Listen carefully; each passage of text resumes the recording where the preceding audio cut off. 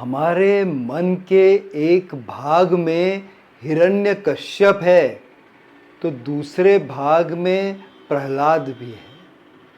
पर आपको इस होली के शुभ अवसर पर हिरण्यकश्यप को अपने दिल से हटा देना है, उसे मार देना है और जिसे नया जीवन देना है वो है अपने दिल में बसे प्रहलाद को। होली आने वाली है और होली आने से पहले हमें क्या क्या करना चाहिए वास्तु के हिसाब से, ये आज मैं आपको बताने वाला हूँ। जो भी टिप्स मैं आपके साथ शेयर करूँगा, अगर आप उन्हें बिल्कुल ठीक तरीके से फॉलो करेंगे तो आप देखेंगे कि कोई भी बुरी नज़र आपके और आपके घर के लोगों पर कभी नहीं लगेगी और प्रॉस्पेरिटी यानी अच्छा लग जो है आपके घर का पता पूछते हुए आएगी।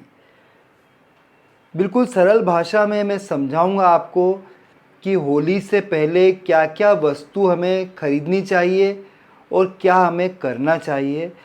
सरल भाषा में इसलिए समझाऊंगा क्योंकि चैनल जो आप देख रहे हैं इसका नाम ही सरल भाषा है। हाय, मैं हूं आपका होस्ट और दोस्त अतुल। तो आपको ध्यान रखना है कि होली का जो त्यौहार आता है ये पहले तो मनाया क्यों जाता है ये तो आप सब लोग जानते हैं। एक हिरण्यकश्यप नाम का एक राजा था। राजा तो क्या था, दानव टाइप का राजा था। वो भगवान में विश्वास करता ही नहीं था। उसका जो बेटा था प्रहलाद, वो विष्णु भक्त था।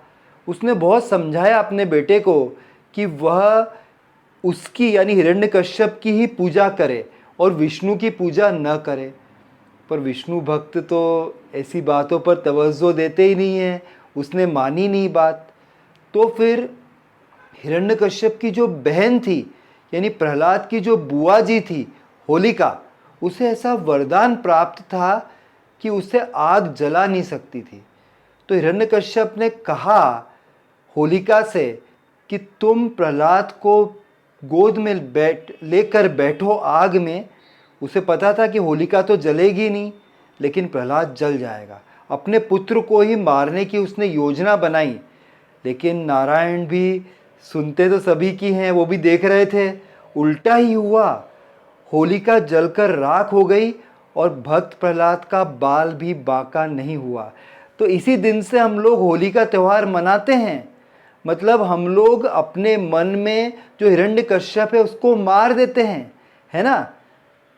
तो विष्णु भगवान का भी बहुत इम्पॉर्टेंट रिलेशनशिप है इस त्यौहार से, ये तो आप जान गए हैं। तो होली का जो त्यौहार आता है इसमें क्या क्या हमको करना है। सबसे पहले लाल मिर्ची आपको बाज़ार से खरीद के लाना है। कितनी लाल मिर्ची लाना है?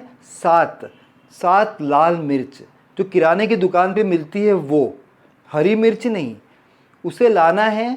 और 4 मिर्च जो है वो दक्षिण दिशा में रखना है। दक्षिण दिशा को थोड़ा अशुभ दिशा माना जाता है, दक्षिण दिशा में रखना है। और बचे कितनी? 3, तो उसे पश्चिम दिशा में रखना है। तो पश्चिम और दक्षिण में 4 और 3 मिर्ची रख देनी है। लाल मिर्ची सूखी वाली जो लंबी आती है, ये होली से पहले ही करना है, एक दिन पहले।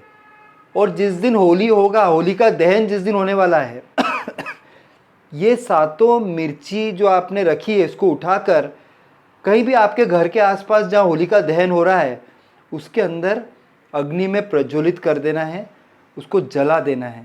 इससे आपके घर में आने वाली जो भी बुरी नज़र है, इससे आप अपने को, अपने घर वालों को बचा पाएंगे। आपके घर में समृद्धि आएगी।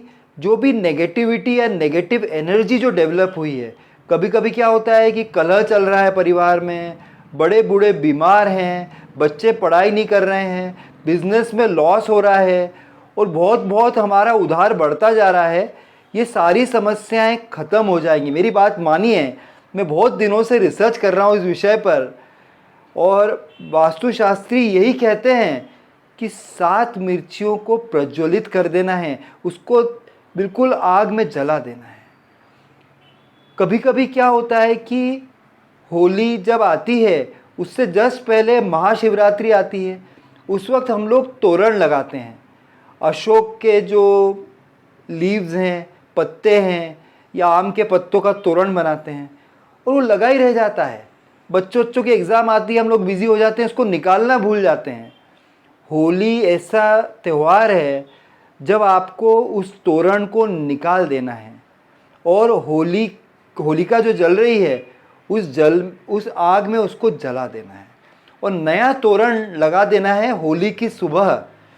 जब होली जलाई गई उस दिन नहीं, अगले दिन जब होली खेली जाएगी तब आम के पत्ते, अशोक के पत्ते और फूलों का सुंदर तोरण बनाकर आप अपने निवास पर लगाइए। जहाँ मेन गेट है, जहाँ से आप आते हैं घर के अंदर, वहाँ पे लगा दीजिए और पुराने तोरण को जला दीजिए।